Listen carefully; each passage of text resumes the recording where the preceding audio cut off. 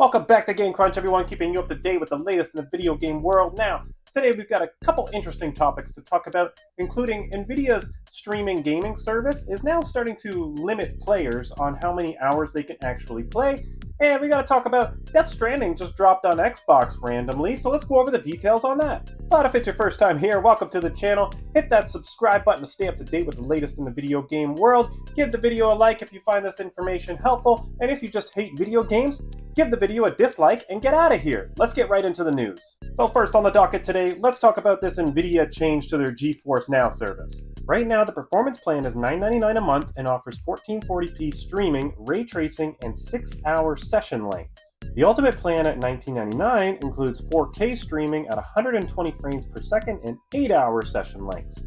But starting in 2025, both plans will have a 100-hour playtime cap each month. Why the change? Nvidia says the limit will help maintain streaming quality, improve speed, and reduce wait times for all users. They noted that this limit actually covers 94% of their members who typically don't go over 100 hours per month, leaving most of their player base largely unaffected.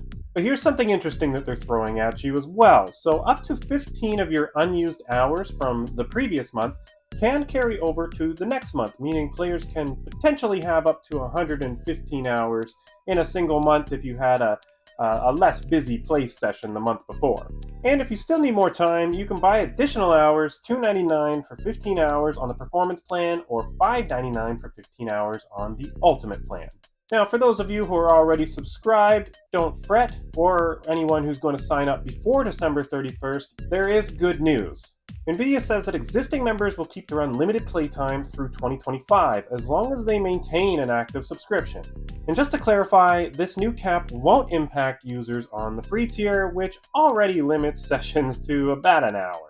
And on top of that, any founding members will be completely unaffected as long as they maintain their subscription. Now, I found this news particularly interesting because could you imagine if Netflix, for example, just limited how many movies you could watch per month? I understand that gaming is a lot more impactful on the streaming service, but they also say that 94% of their members will be unaffected. So it almost sounds like most players don't play it a whole lot anyway, so is it really going to change anything ultimately for most people? I feel like it's just going to kind of screw over that 6%. Now let's get into some exciting news for Xbox fans. In a surprise announcement, Deathstranding by Kojima Productions is now available on the Xbox Series X and S. And to sweeten the deal, it's launching at a 50% discount for a limited time. That brings the price down to $19.99 in the US and about $17.49 in the UK. I hadn't looked up the price here yet in Canada, but it's probably $25. The timing of this release is pretty interesting too, because it launched at midnight in Japan exactly 5 years after Deathstranding hit the PlayStation 4. This could mean that an exclusivity agreement with Sony had just ended, a quite long one at that.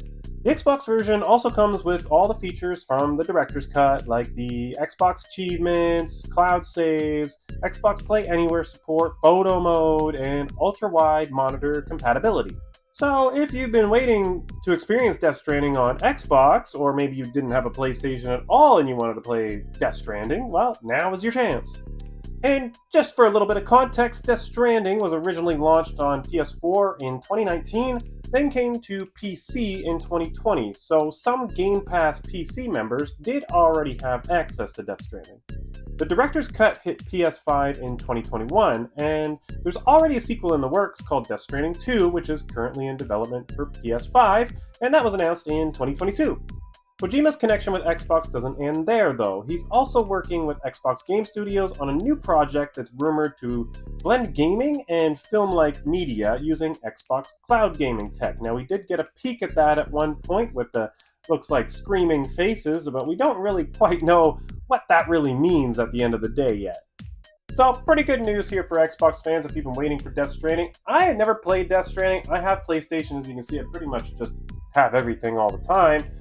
But Deathstranding to me, and when I was reading about when it first came out, it just doesn't really seem to be a game that I would particularly enjoy, because a lot of people compare it to a walking simulator or a job simulator, and I mean, that just doesn't really sound fun to me, and I kind of get bored with too many games that are too overly cinematic. So Let me know what you think. If you played Death Stranding, let me know what you think down below.